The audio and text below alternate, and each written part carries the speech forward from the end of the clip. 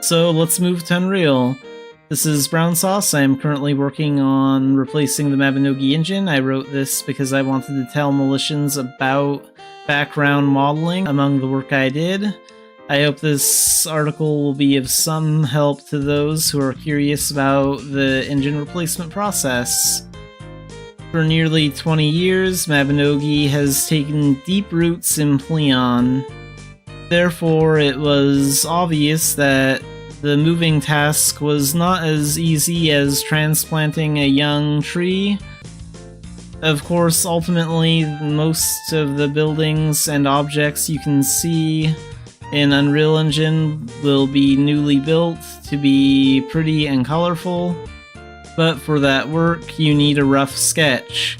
Because creating numerous new sketches is a huge cost itself, we had to find a way to replicate Erin from Pleon and use it as a sketch at a lower cost. The first thing I was worried about when planning to transfer Mabinogi as is the question, can Pleon-specific world data files and modeling be used directly in Unreal Engine? And sadly, of course, that wasn't possible because it was Pleon only. In this situation, 3 ideas came to mind. The first idea was to modify the Unreal Engine code to read Pleon-specific files. However, if you modify the engine code like this every time you upgrade the engine version, there's a possibility that your modified code will conflict with the updated code. Then you must continue to fix the conflicting code. And because the cost of work is higher compared to other ideas, I didn't think it was the best way to create a rough sketch. The second idea was to modify the Pleon-specific files so that Unreal Engine could read them, but there's a problem with this method too. When creating objects in Mabinogi, modeling work is done using commercial programs. Afterwards, we convert it using a program we developed ourselves so that the Pleon engine can read it. Unnecessary data is deleted and some necessary data is calculated in advance for optimization. However, among the data erased at this time, there were values needed by Unreal Engine. Although it is possible to construct a 3D model with the remaining data, except for the removed data, this method was not the best, as it was noticeably different from the original.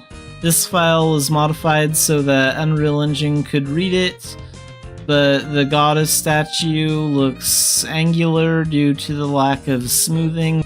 The third idea was to move the original modeling data into Unreal Engine before converting it into a dedicated file. Unreal Engine can easily and simply read files created with commercial 3D modeling programs. Therefore, as long as you have the original before conversion, I thought I could upload it to the Unreal in a form similar to Pleon. The first attempt to upload raw data to the Unreal was successful. The original data was output from a commercial 3D modeling model as a file that Unreal could read. When I imported this to Unreal, it looked much better than I imagined. However, this method was not perfect either. This is because traces of Pleon still remained. When working with a 3D model of a Mabinogi object, in addition to configuring the object's shape, data for interaction within the game is also added. However, this data was not needed in the sketch. Rather, the shape of the sketch looked different due to this data, so I had to find a way to erase this unnecessary and disruptive data. To transfer the original modeling data to Unreal, read a file in a 3D modeling program, and then it must be output as a file that Unreal can read. The problem is that even though this process is short and simple, the number of files is too large. The problem is that it takes too much time for a person to do all these files one by one. Considering the physical time, automation was essential. The 3D modeling program used by Mabinogi has a script language that supports automation. If the user scripts the tasks or actions he or she wants to do with the modeling program in advance, you can repeat that task over and over with the click of a button. Use this script to do the printing work that had to be done for each file one by one, while automating the program to do the work for you.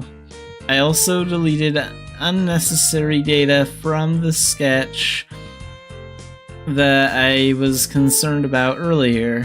Also, the texture of the original modeling data must be converted into pixel format so it can be read by Unreal Engine. This processing was also programmed to be done in the script. In order to use the transferred 3D model as a sketch, you must place it in Aaron, created with Unreal. However, Unreal Engine cannot read Pleon's specific world data files, so I had to check the location, direction, and size in Pleon one by one. There were a lot more pieces and more work involved than the previous work, and because it had to be processed using Unreal Engine, I couldn't even write a script for a 3D modeling program. While I was thinking about it, I thought of an idea. If it is possible to extract object type, location, direction, and size from a dedicated world data file, couldn't we use it for placement in Unreal? When constructing Pleon's Aaron world, Mabinogi uses its own world creation program. 3D model data created with a commercial program is imported into the world creation program and placed. Afterwards, the batch status is finally converted into a world data file. The self-developed program was familiar to me, and the inside data file was. So I was able to modify the program to extract the data needed for deployment from the world data file. Now all that's left is to have Unreal Engine read the extracted data and automatically place the 3D model. This issue was addressed by adding a feature to the engine. Because the automatic placement function was implemented with functions that already exist in Unreal Engine, it was relatively less expensive than an engine modification, and the risk of code conflicts was low. Dumbarton transferred to Unreal Engine to use as a sketch. Through these processes, my work on automating sketch production was completed. Currently, background modelers are working hard to create a new Aaron based on the sketch. My eyes are purified as I look at Aaron being reborn in high quality. Although my work does not create a finished product, I feel great joy and pride because I am helping Aaron in her process of rebirth.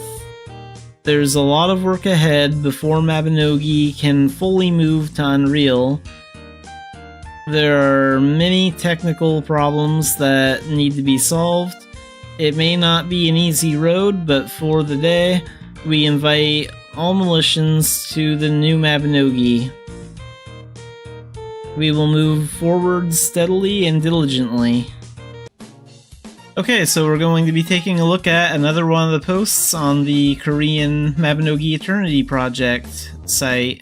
So I would like to talk about texture production during the process of remodeling Turconail, where Militians will live.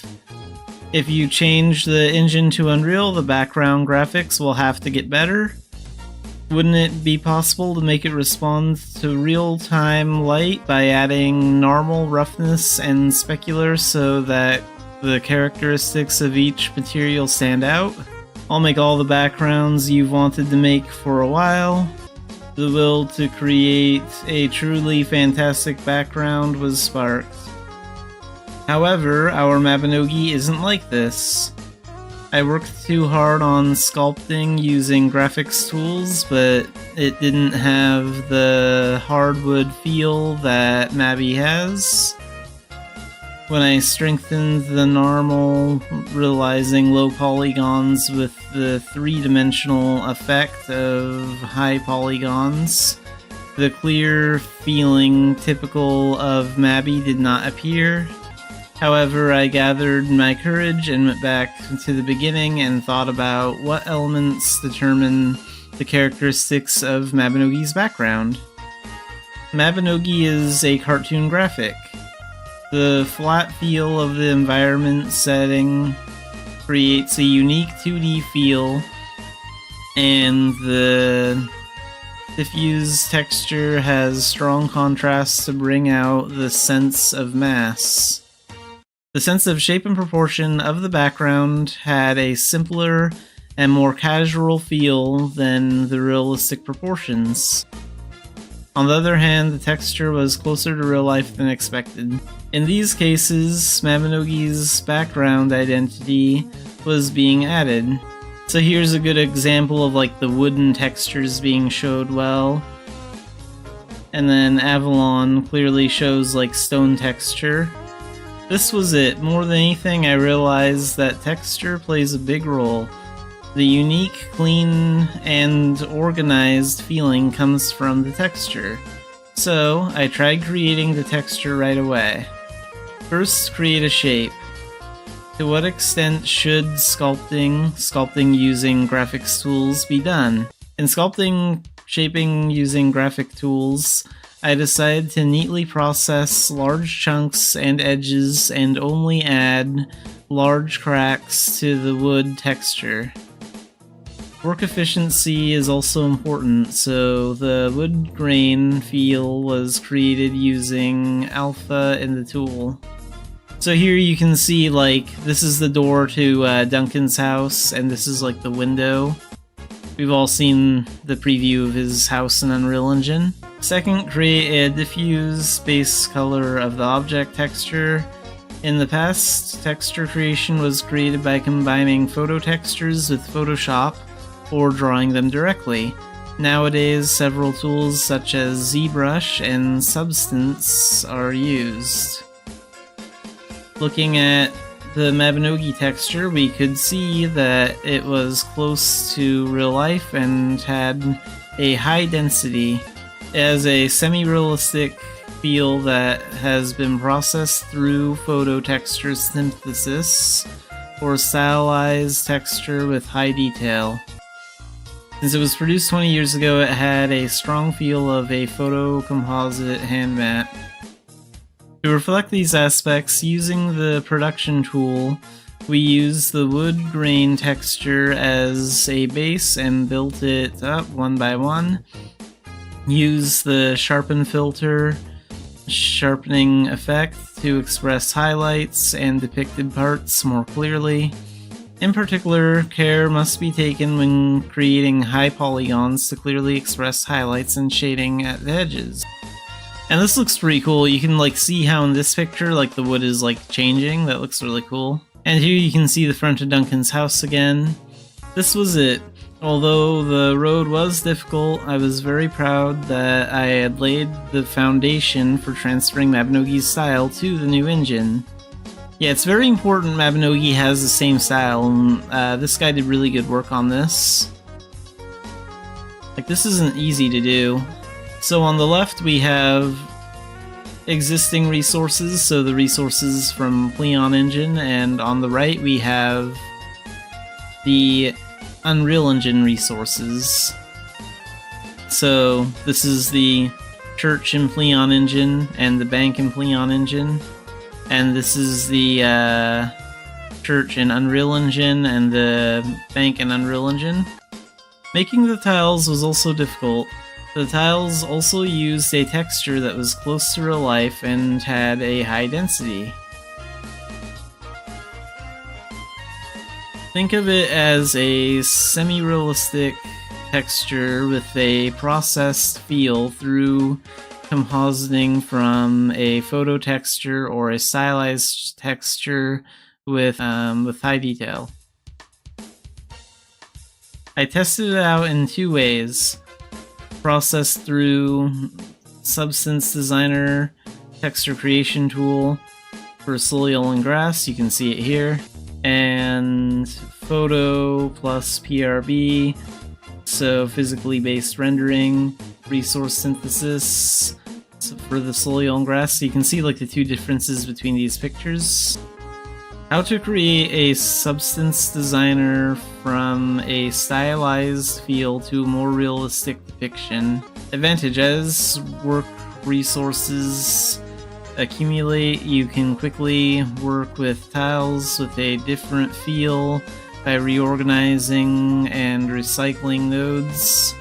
Disadvantage: it takes time to express photo-like details. And photo texture and PRB resource plus Substance Designer and Sampler equals composite. The work speed is fast. Disadvantages is it requires reliance on photo resources, so expressions are limited. So here is another cool picture of Turconail Town Square.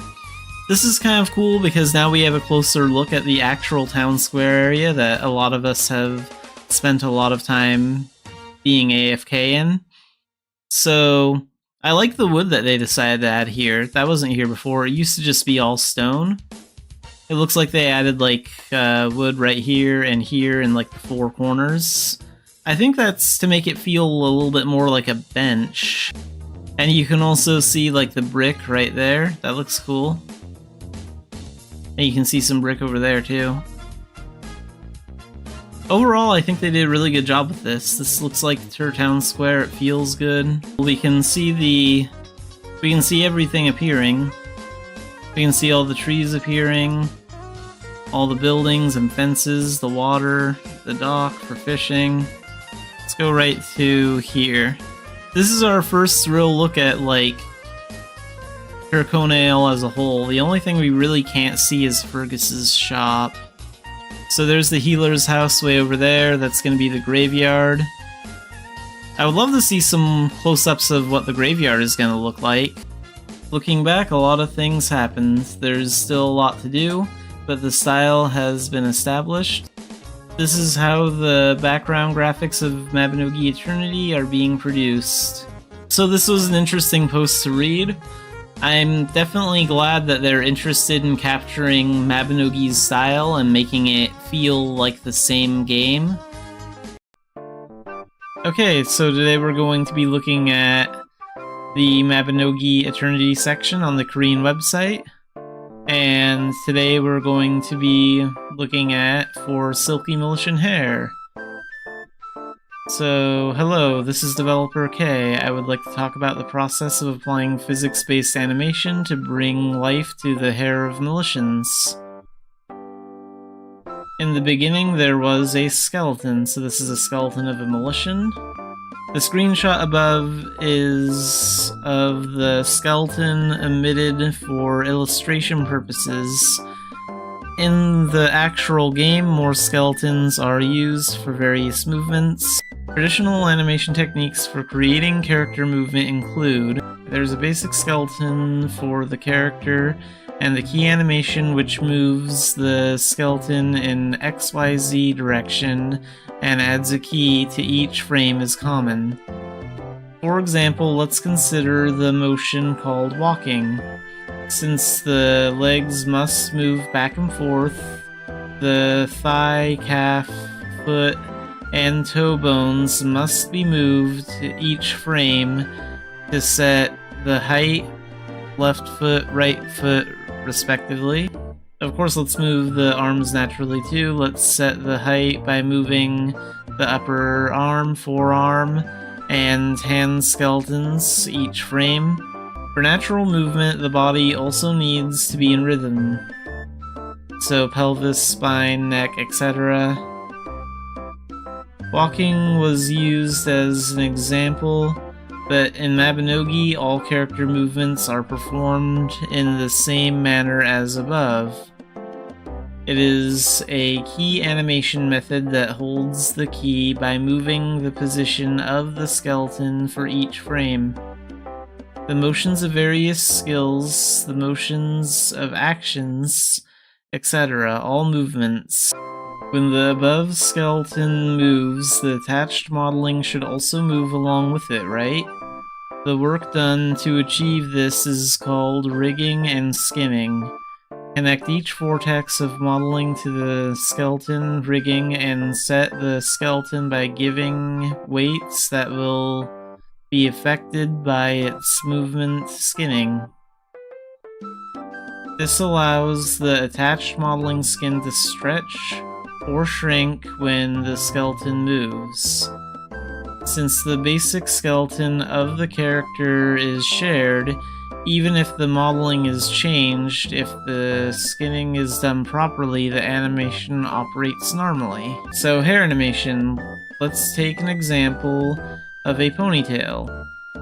It is said that animation must be added to the ponytail hair with all key animation data created based on the basic skeleton described above. First, we need to add a skeleton for the ponytail for movement to the basic skeleton. So here you can see the picture for an example. Now all you have to do is add a key for the movement of the additional skeleton for the ponytail to the animations you previously created for character movement. In all character animations 13,586, the key of the skeleton added for the ponytail must be adjusted step by step. So here's all the steps. As the hair bones continue to be added to the base bone, rigging and skinning problems also arise. So separation of the hair skeleton. Before something like the above becomes difficult just by imagining it, let's separate the hair skeleton from the basic skeleton. Leave the existing basic skeleton and animation data as is and create a separate skeleton for the hair. Let's use the ponytail as an example again. Let's create a separate hair skeleton like this and create a separate animation for the ponytail that will run simultaneously with the existing animation. At this time, when the walking animation of the basic skeleton is executed, the walking animation of the ponytail skeleton is also executed at the same time. The animation operates separately on the two skeletons, but the result looks like one movement. Of course, for this it is necessary to adjust the frame length of both animations and keep adjusting them based on the basic skeleton animation so that the hair does not stick out too much. Separating the skeleton only solves problems in the rigging and skinning process compared to adding a hair skeleton to the basic skeleton. The process for creating a key animation corresponding to all existing animations is the same. Currently, in the case of moving wigs and hair Mabinogi, the skeleton is separated for each hair mesh and a key animation is created and applied in response to the motion applied to the existing basic skeleton. Physics-based animation. What is physics animation? It has physical properties such as mass, inertia, damping, and elasticity. This refers to animation that is simulated to produce results similar to everyday physical phenomena. In short, if you set various conditions, movement is automatically created according to the physical phenomena. If you just listen to the exclamation, there is no need to specify the position for the skeleton for each frame like in the existing key animation. It sounds like a technology that naturally and automatically simulates the position of the skeleton. In reality, there are many things to consider in order to express natural movement. Let's use the ponytail as an example again. Even in motion, in place, in motion that moves and runs, or in motion with high acceleration, the simulation should come out not moving as if it's bouncing too much, right? In small movements, there is little response to external factors, so it is difficult to express the ponytail's movements in detail. On the other hand, with large movements, acceleration or collisions can make the simulation unstable, causing the movement to appear inaccurate.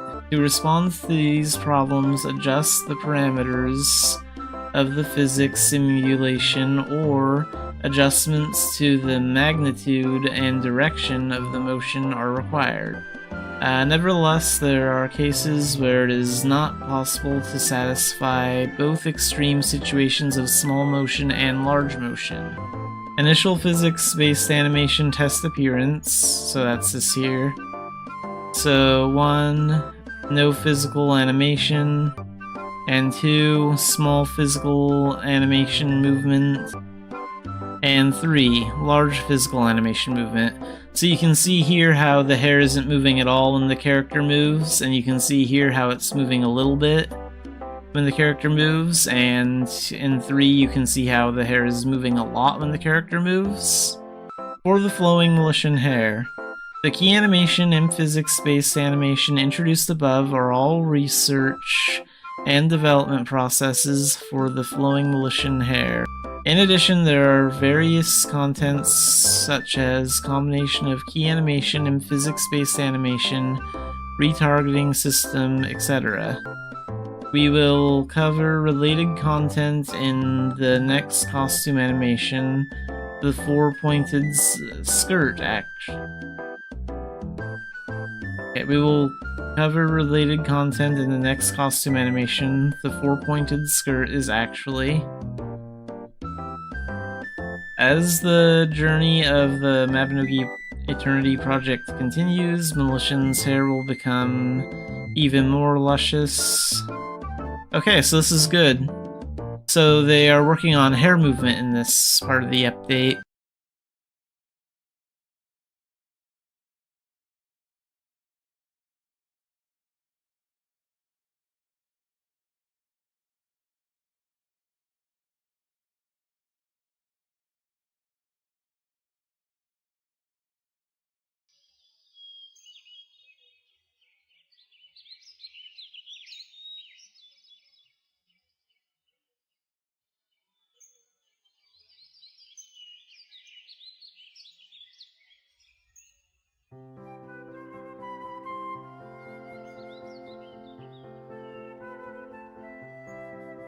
Alright, let's play some Mabinogi today. So I already did my thing for the event today, for the Pan's Tense event. We got that stamp. Tomorrow we get the next rewards. Oh, that one has the chair item. Okay.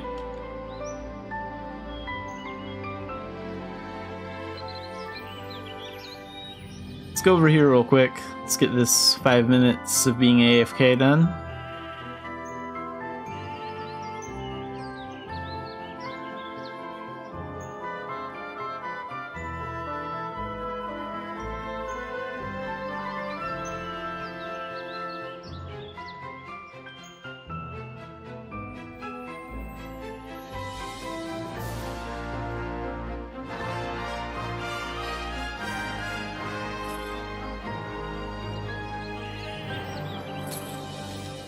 Guess I could raise the bond on my spirit weapons while I wait.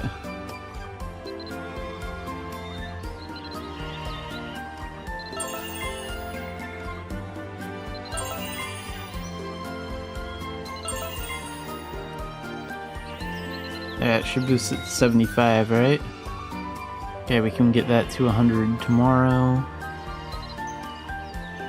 Give you that gem.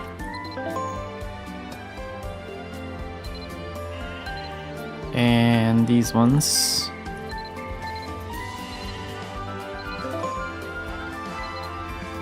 $4.3, and then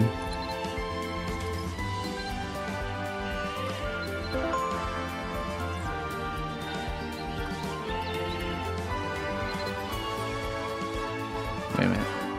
So I don't think I have a spirit weapon quest for this scythe right now.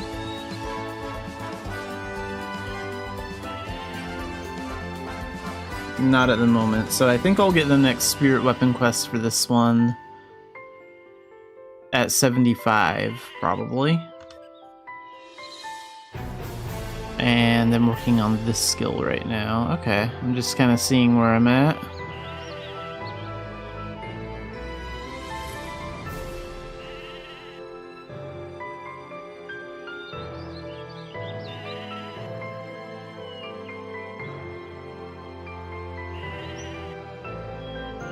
So I could probably take this up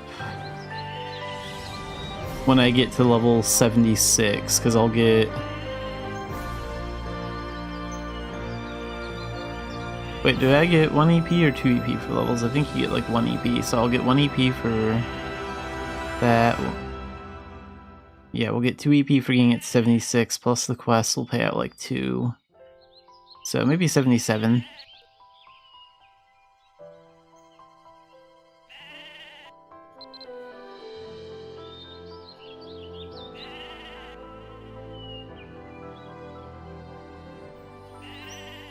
How much are those gems right now? Because that's the fastest way to level these guys up, is to give them their preferred gems.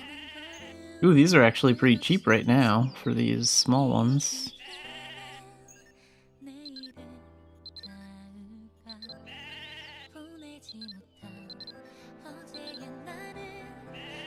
How much gold do I have on me? Did I put all of it in the bank? No, we have a little bit on me too. Good. I'm just making sure that I don't go broke. But we'll buy a lot of these cheap ones.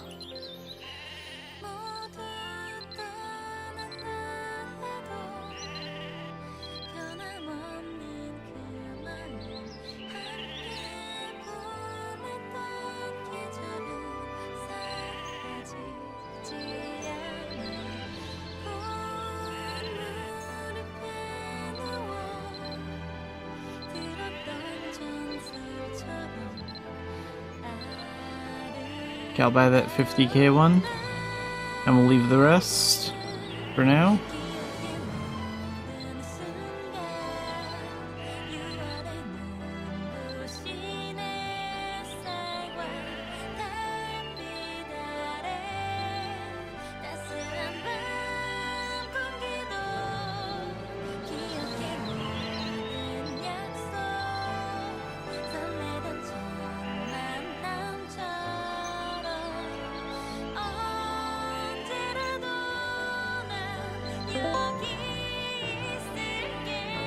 Yeah, that went up a lot.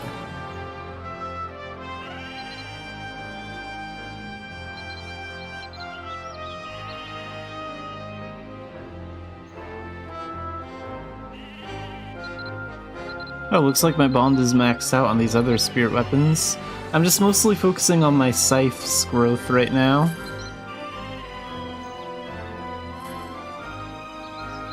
Because this is what I use as one of my main weapons for like veteran dungeons.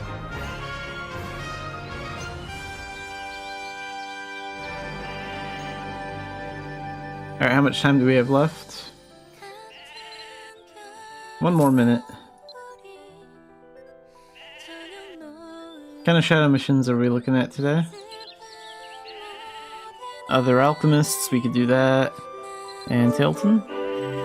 Thorn's request, we're gonna skip that one, so I'll at least do one of them though.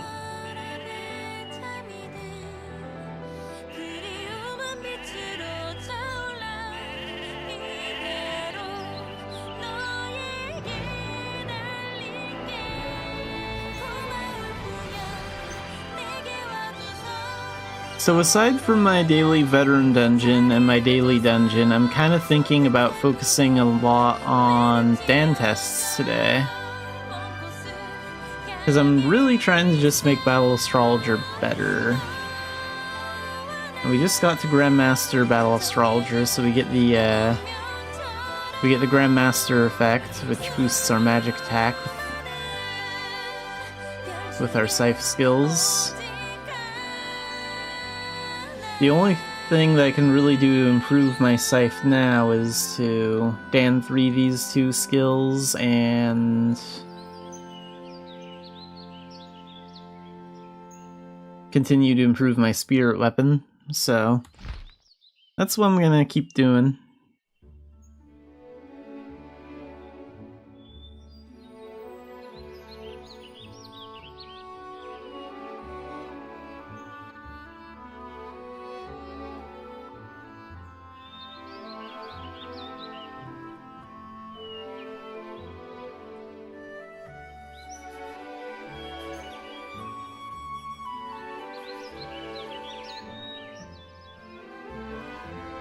Alright, let's go figure out what the veteran dungeon is.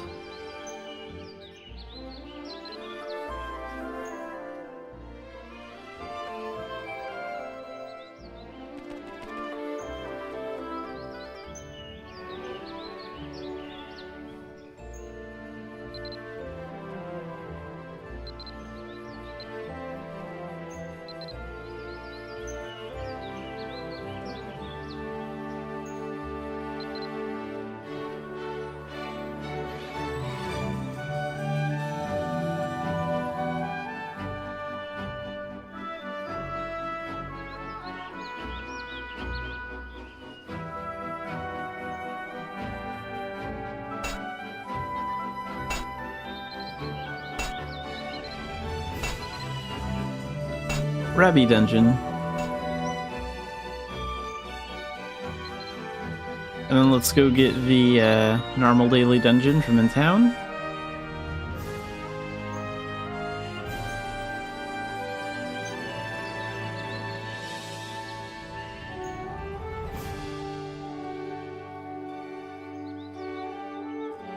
Oh, this chair is kind of cool, this Halloween one. Where they're sitting on a jack-o'-lantern there with the witch hat. I like it because of the Halloween cat that's there. That's part of it.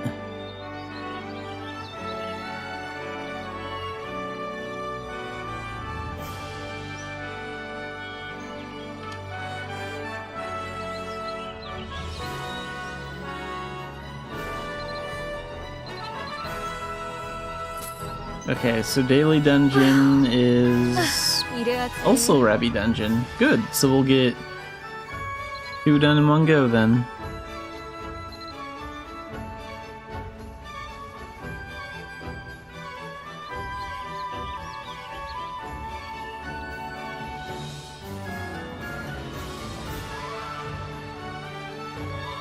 And how long before I can rebirth? Oh, we can rebirth today. Okay. So probably shortly after my veteran dungeon. Let's go get that done first. And then I might just spend the rest of the day like doing Dan tests and failing until we get that until we get one of those skills to Dan 3. I've done it before on Xanafiedlion, so I know I can. It's just gotta put in the work is all.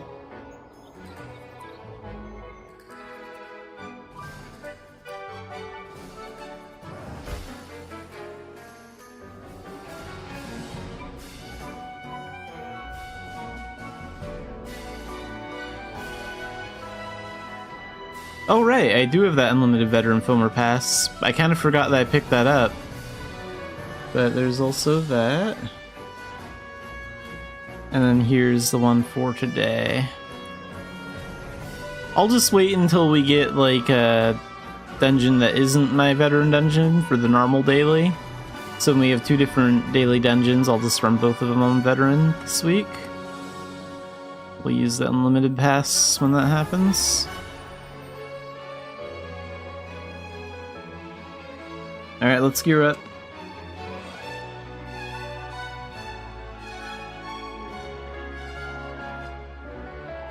Scythe, orb, and staff.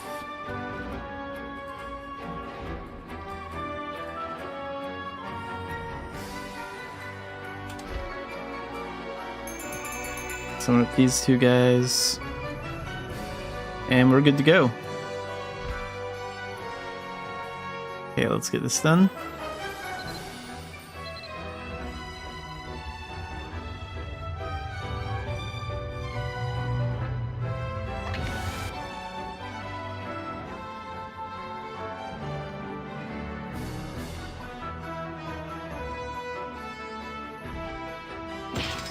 Hey, lucky guess.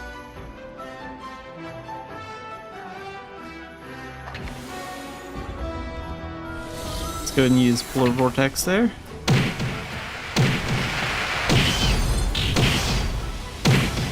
Pretty handy for situations like that. Pull that down right there.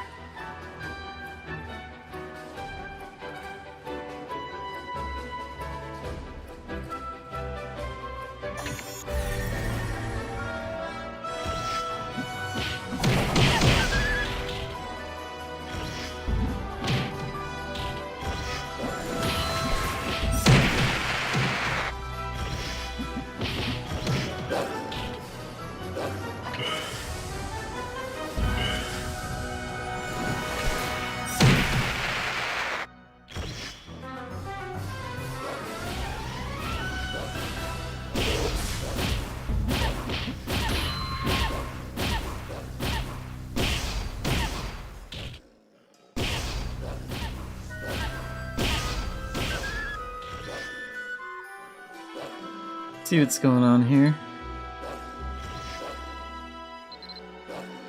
Yeah, that's what I figured. That's weird, I thought I saved it on this one. Okay, load configuration 1.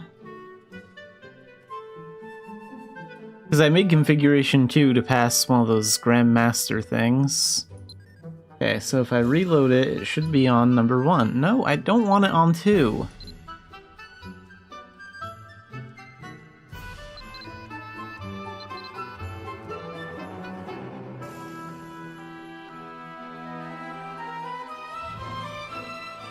Okay, what is this thing broken for?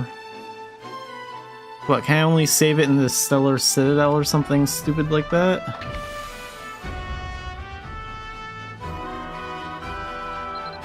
Let's fix this broken feature.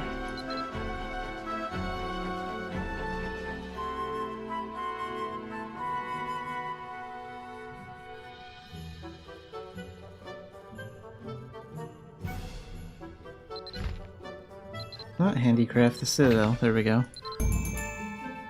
Maybe I can only change that here. Okay, load configuration 1. Yeah, you can only save it here. Okay, got it. Apply.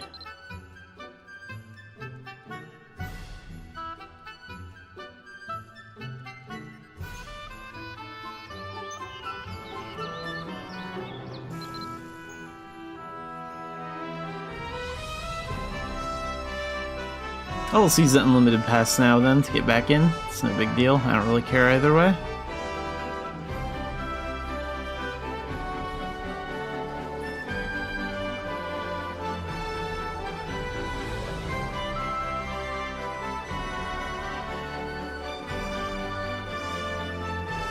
And just to make sure, that better be on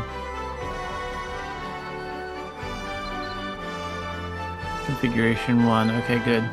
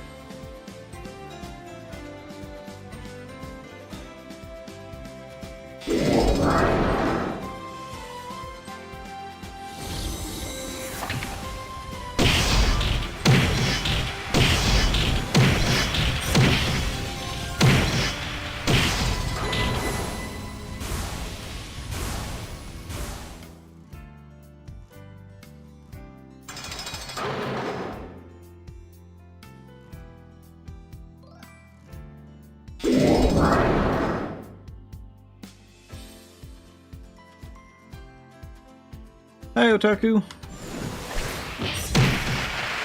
Almost done with my veteran run.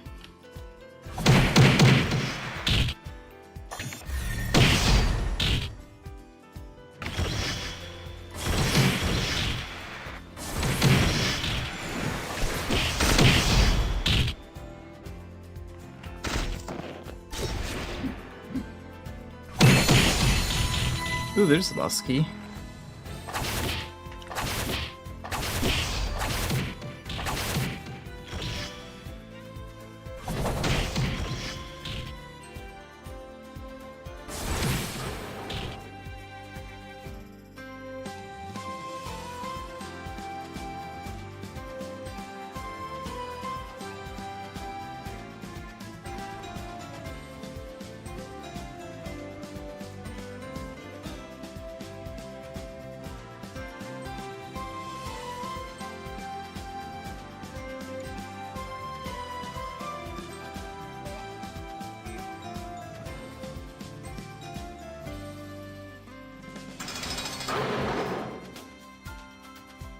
So luckily this veteran dungeon has one of the easier bosses.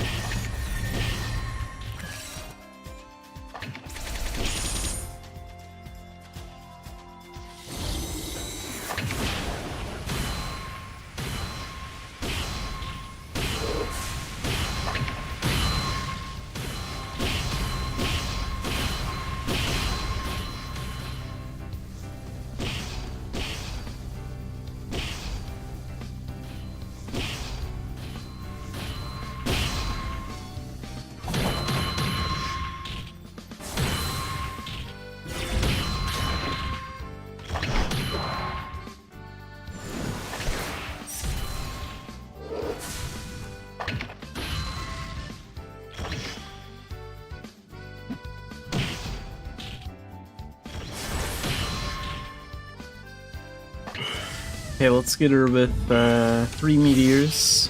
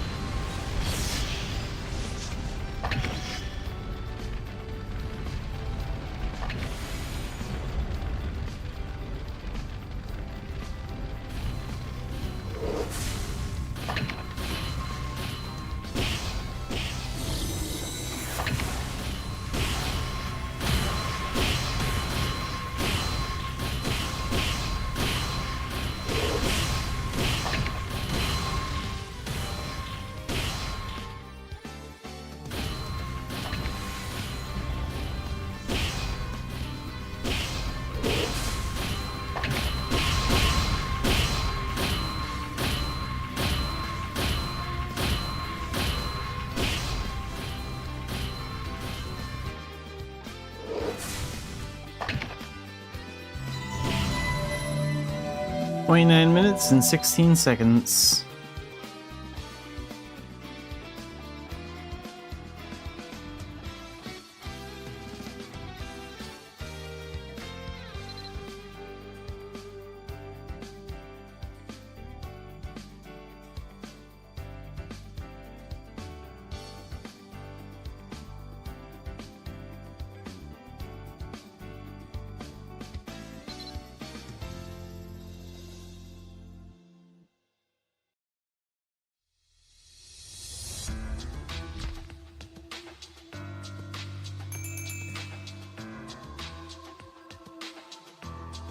Okay, so the veteran dungeon and the normal daily dungeon were the same, so we got both of those done at once.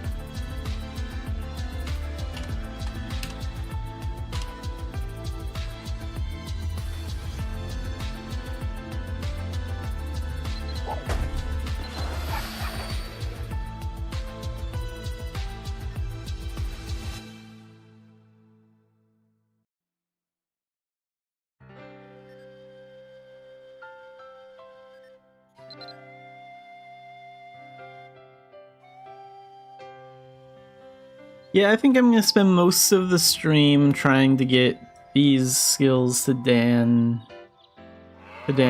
That's just something I'm not really looking forward to doing, but it just sort of has to get done eventually, so...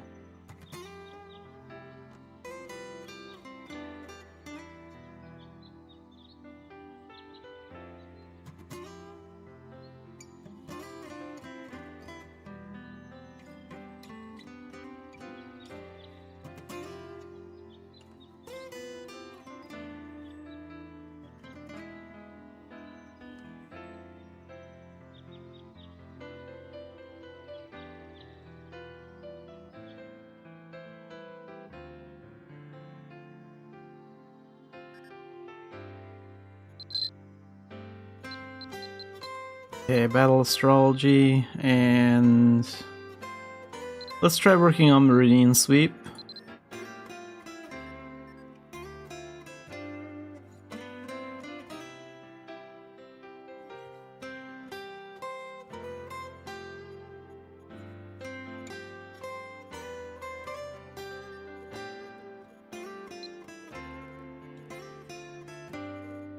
Oh wait, that's Stellar Surge. We're working on Meridian Sweep. That one there, and then this one over here. And then the potions, just in case.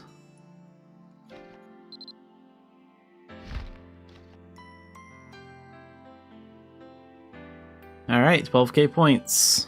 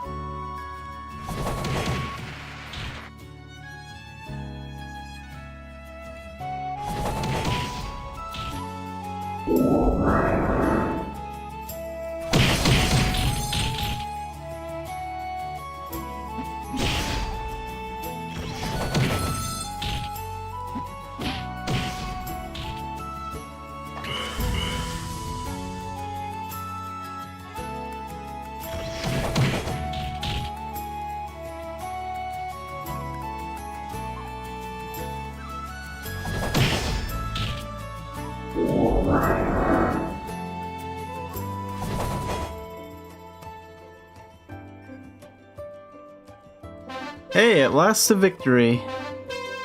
8 seconds to spare. Just gotta do that one more time and then we can take that to Dan 3. But it's a start at least.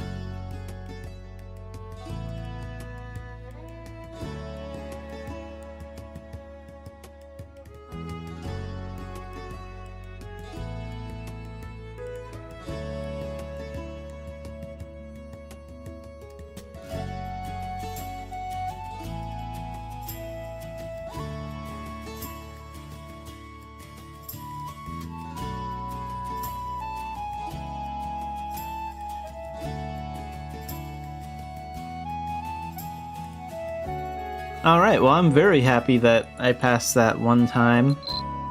Like, that's a really annoying test.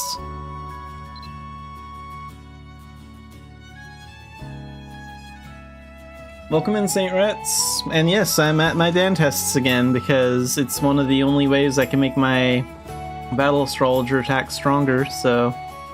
I just passed the first Dan 3 Meridian Sweep test, which is very annoying to do, so have to do that one more time to take it up.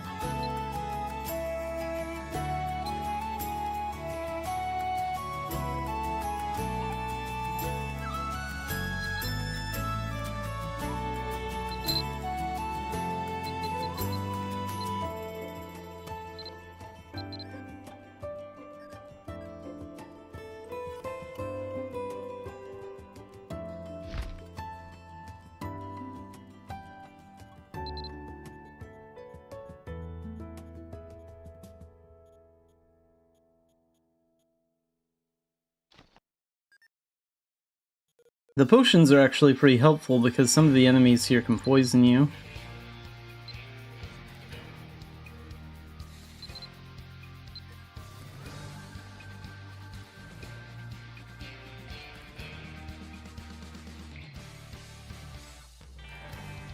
Alright, one more time.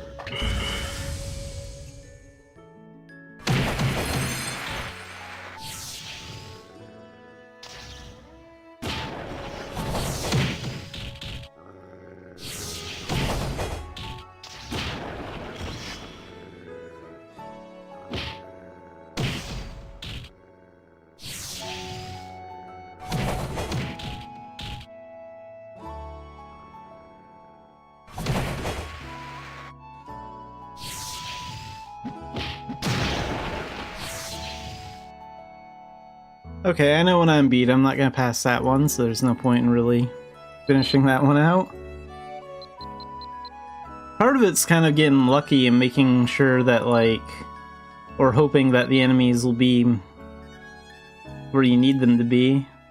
Like, they're spaced out kind of far apart, then it just wastes time.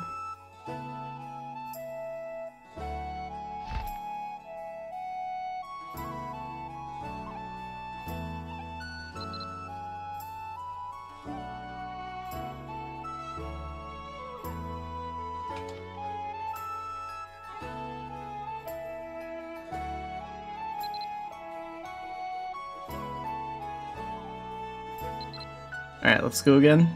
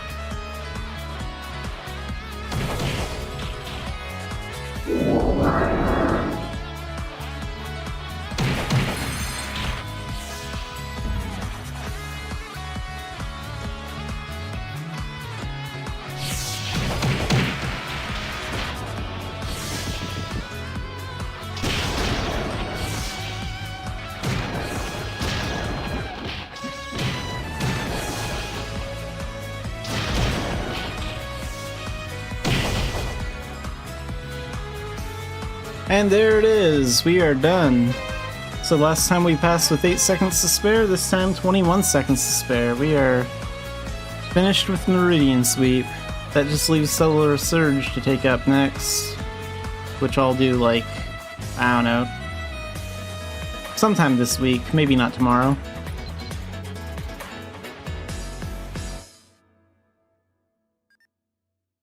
That went better than I thought it would today. Ooh, and we even get some stats from this. So 1 MP, 3 stamina, 1 strength, 5 intelligence. The intelligence stat is probably the best one for my build here, since I mostly use magic attacks. So damage goes up from 530% to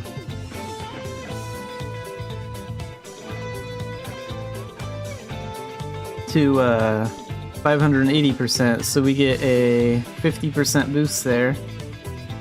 And we also go 0.5 meters further.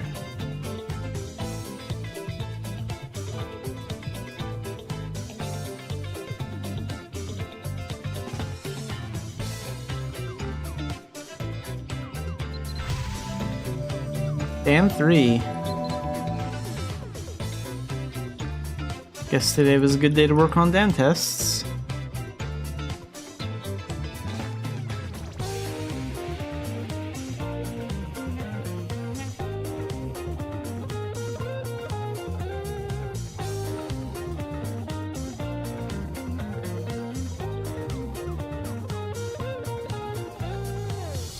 I'm kind of thinking I'll do the Shadow mission, the other alchemists, and then we can get to level 60. Like, we can rebirth, do that Shadow mission, get to level 60, and then maybe I could do a Baltane mission.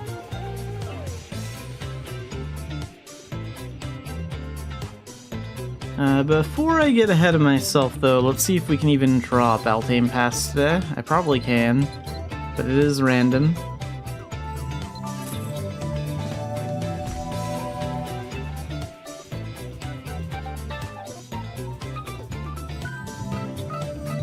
Oh yeah, I'm sure one of these is a Baltane thing. And then we can level up Explosive Vanguard maybe 1 or 2 levels if I'm lucky. That'll be nice.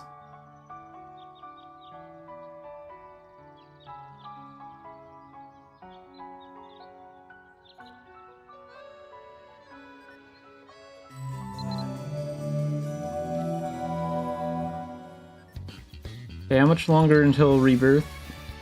We're ready. Okay.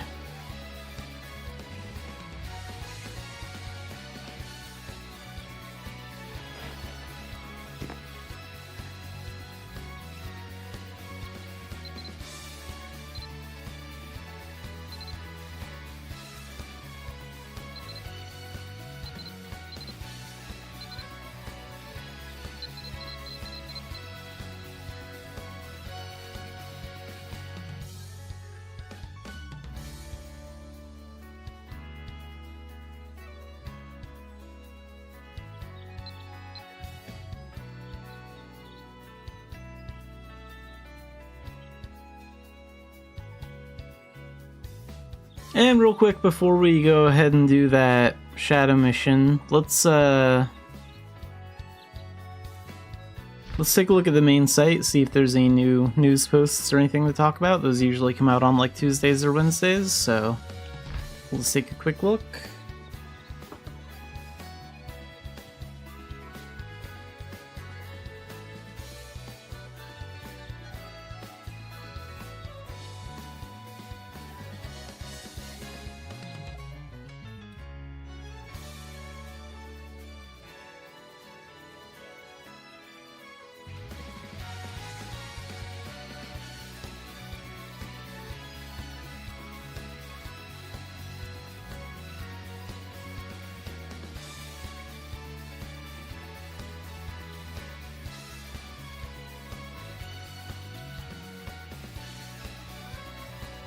Okay, it doesn't look like there's any new information to go over right now.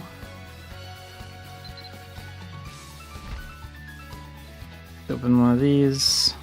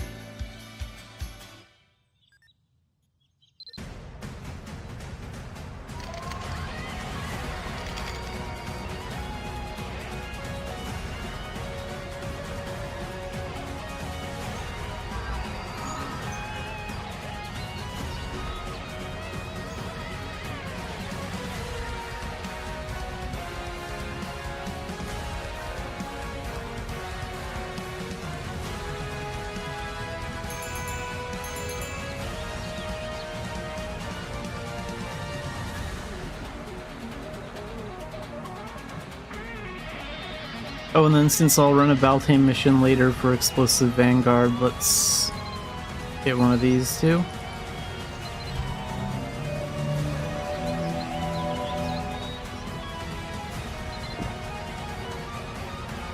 And I might as well switch to the Explosive Vanguard now, if that makes sense.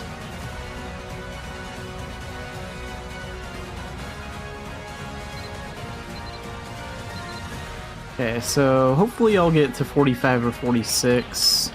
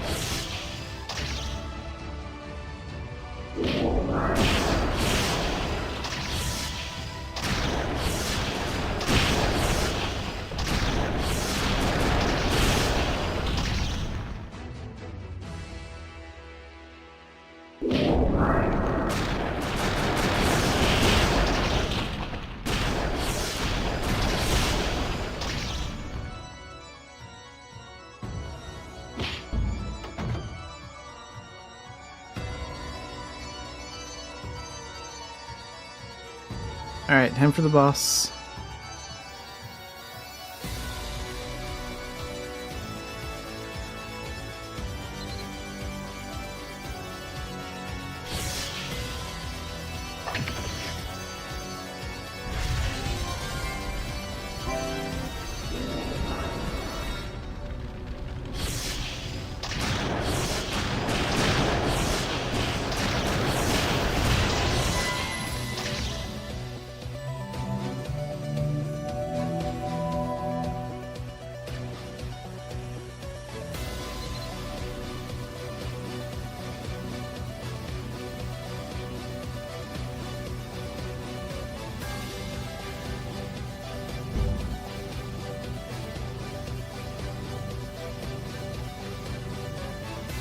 Spirit gems, reforged tools.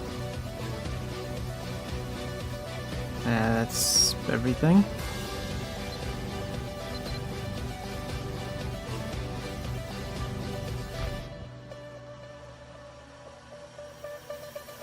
Oh, where'd this Spellfame crystal come from? I even realized I had one. Maybe that was from the... Yeah, that was from the Air and Adventure Pass. Ooh, free dies.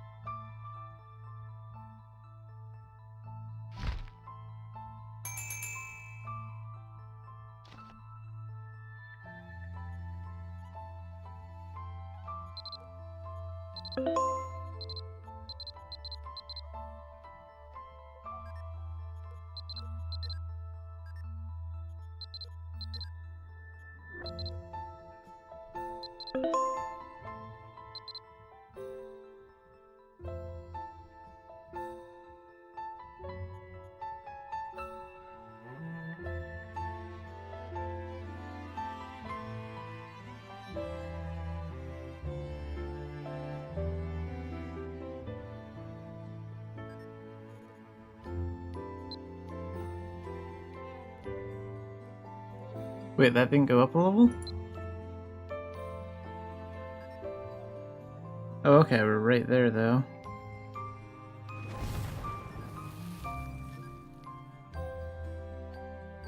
Okay, let's go to Avalon Gate.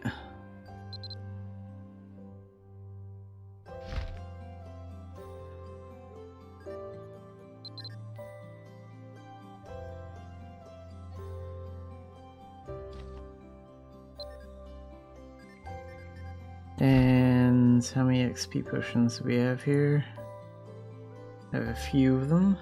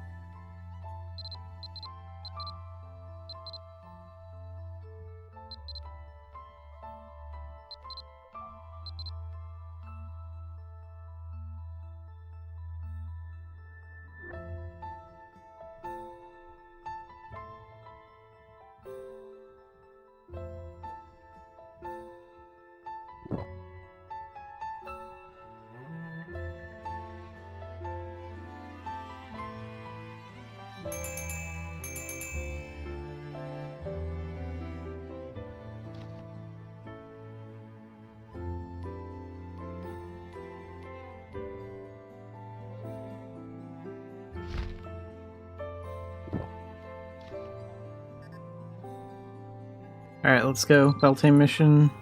Nowhere to run. On Elite. There's the pass.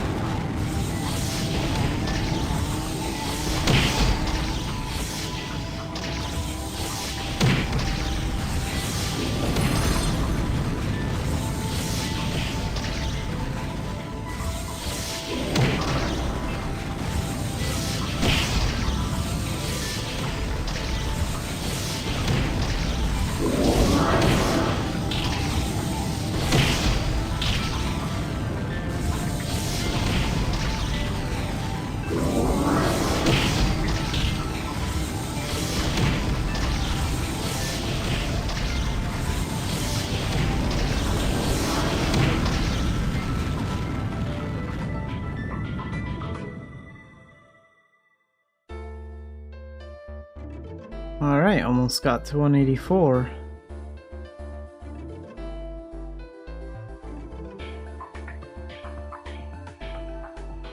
What gems are we missing here?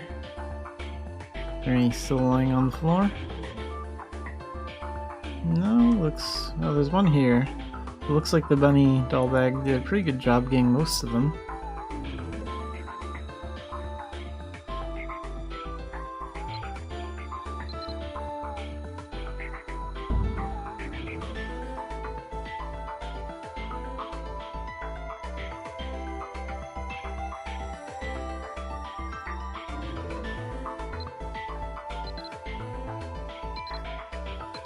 Okay, one strength for this one strength for this one.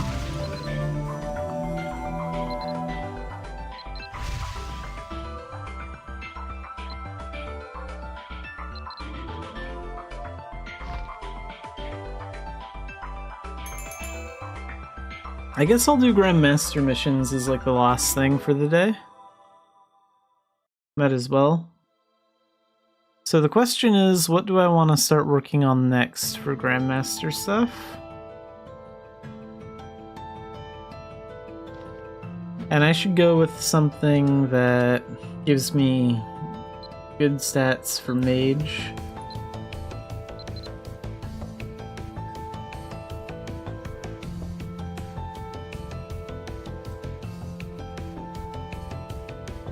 So let's have a look at our options here.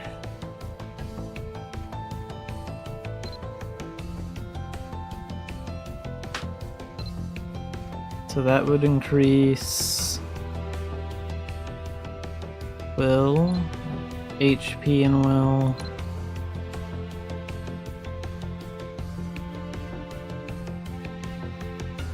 dexterity,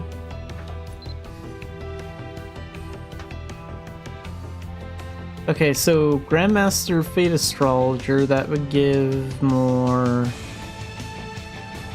stamina, MP, and HP. More MP is kind of important, but not like, it's not vital right now, like I don't need it desperately. We can do that one later. Strength and dexterity. Dexterity. Doesn't really look like I can take anything up that would make a huge difference. So I should really work on glyph writing next, it looks like. Because glyph writing gives intelligence boosts.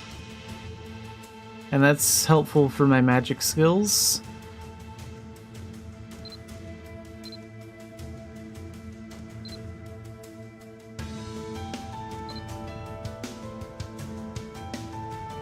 And we get MP for this.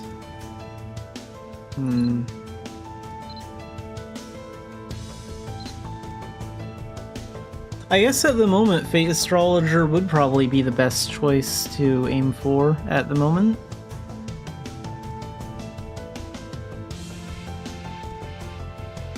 Because this is gonna give more MP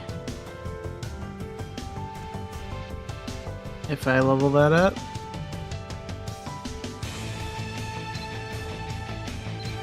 I don't think there's anything that'll give an intelligence boost right now.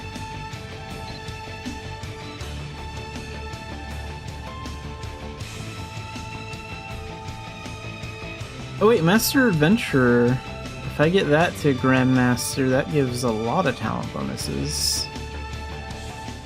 The next level bonuses for this is 5 intelligence. Yeah, okay, that's good for my magic, and it gives a bunch of other good stuff too. Let's go with Master Adventurer next then. That'd be a good one to take up.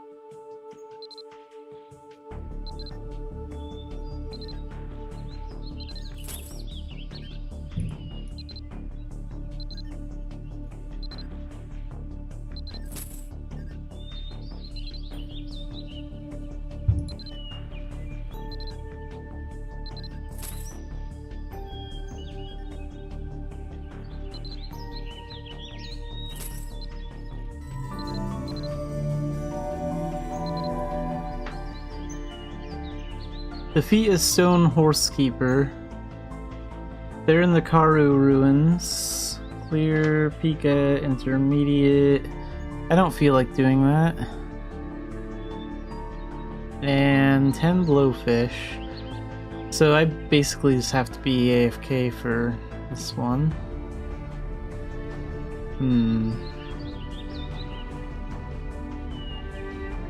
Okay, let's go after the stone horsekeeper. And where could I catch blowfish? Let's go ahead and look them up.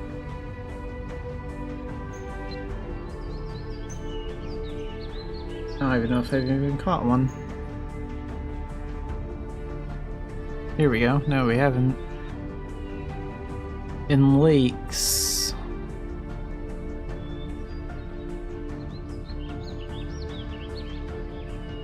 Alright. It can be found in lakes, okay, so... I don't feel like working on that one right now. Let's just get the stone horsekeeper.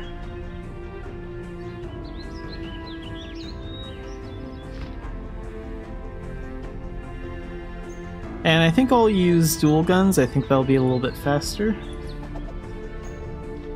Which one do I have dual guns on again? 6.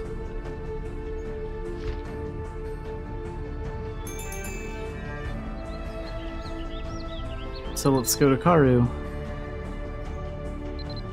Find the dungeon. Oh, and it's like right over here? Yeah.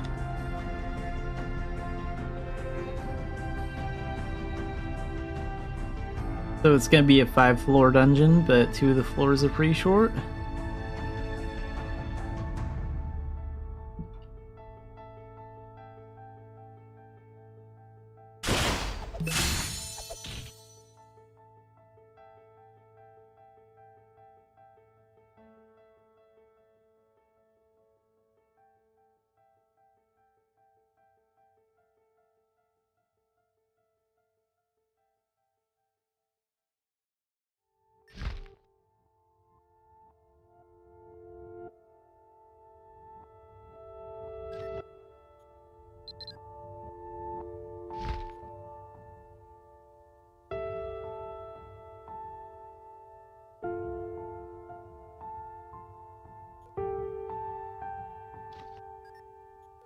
That'll work.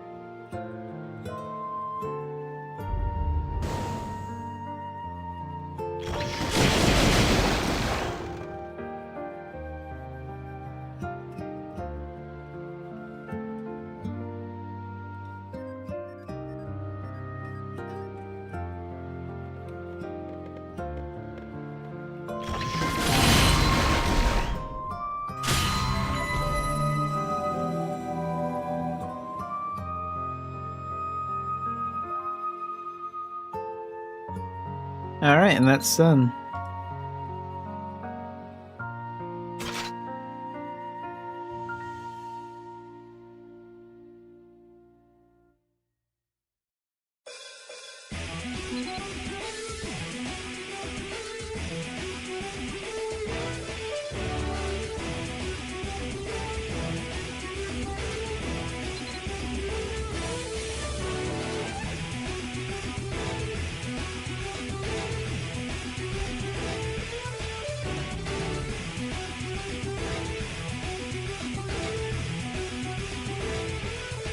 Let's go turn this into Lazaro.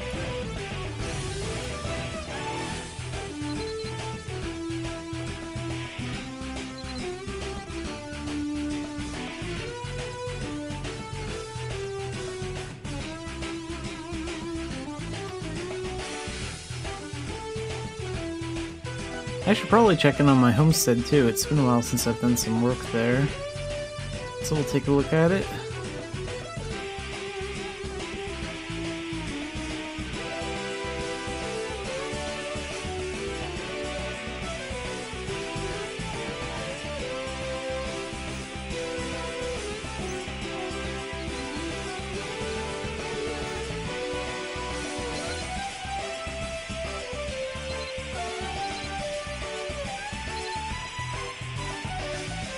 Oh, this quest isn't done. Okay. Giant Bandersnatch, we can do that.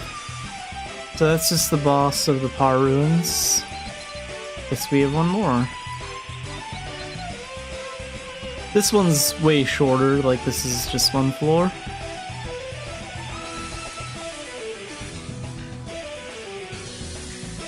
I don't think we'll get a snow crystal drop, it'd be pretty cool if we got one, because I like to save those if I can. They'll probably be helpful in the future. Plus they sell for probably around 2 mil. But I'm not counting on getting a drop that rare.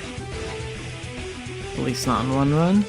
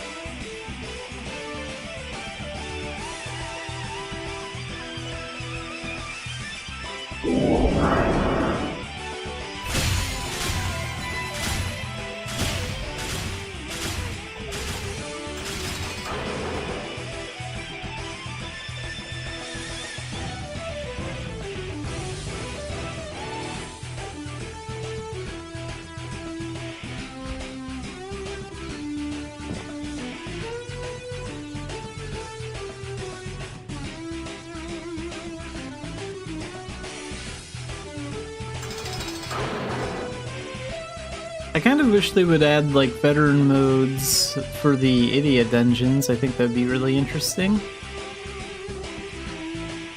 I know Korea has like some sort of plan for a dungeon revamp or whatever. But I don't think any of that includes the Idia dungeons. Which is kind of unfortunate.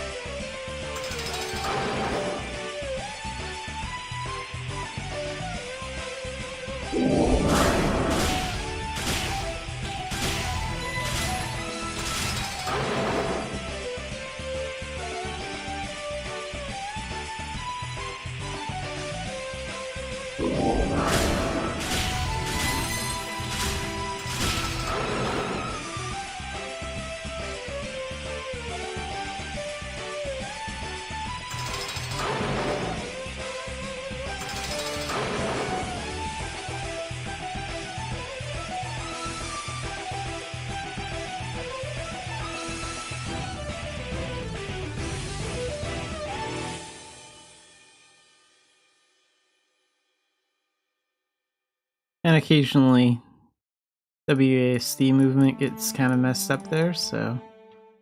Oh, it's still kind of messed up. Here we go. Now it's alright.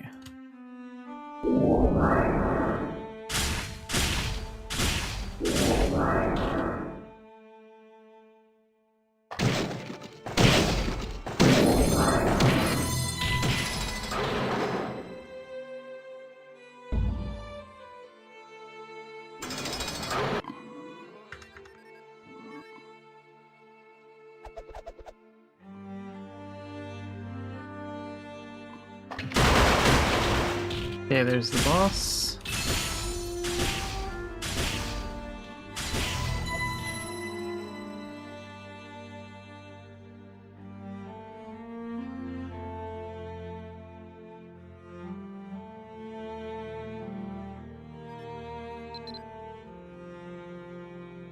Wow, what a rare drop. The snow crystal actually did drop from here. That's actually, that's pretty rare for that to happen from one run.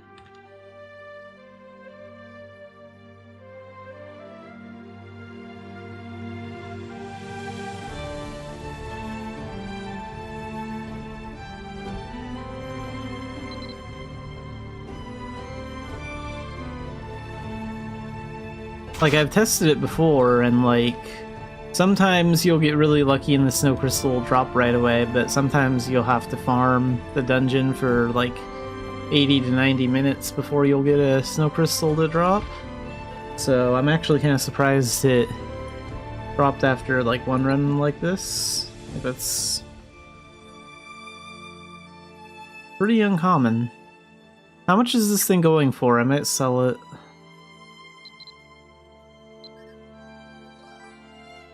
Because I need gold more than I need this crystal.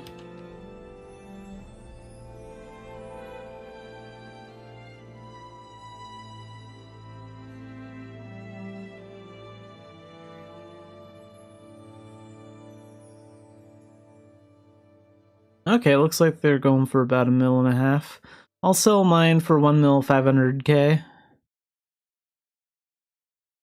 Just like a little bit lower than this price.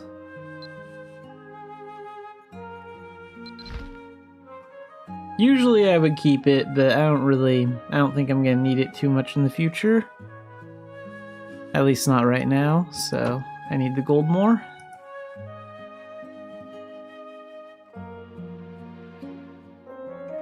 There we go.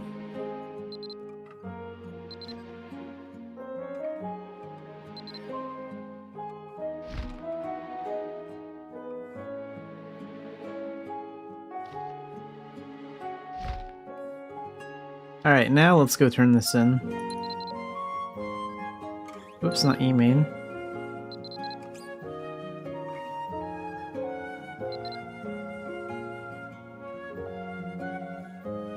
What a good Par Ruins run.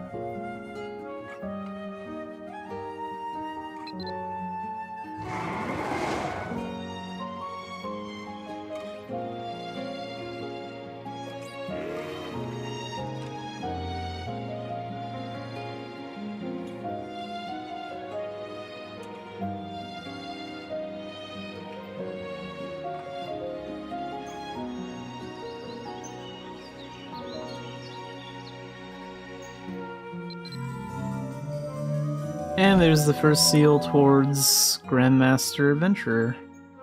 Let's go ahead and put that right up there. We'll put this over here or something.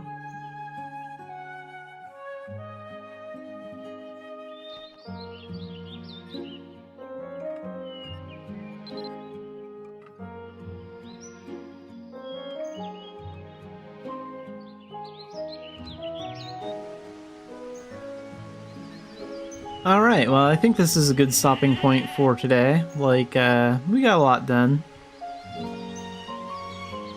I'm pretty happy about getting Meridian Sweep to Dam 3. That was a big victory.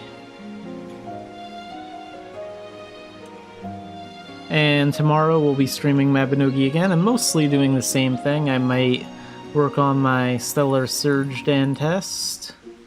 because that's the last skill I need to get to Dan 3 for this talent.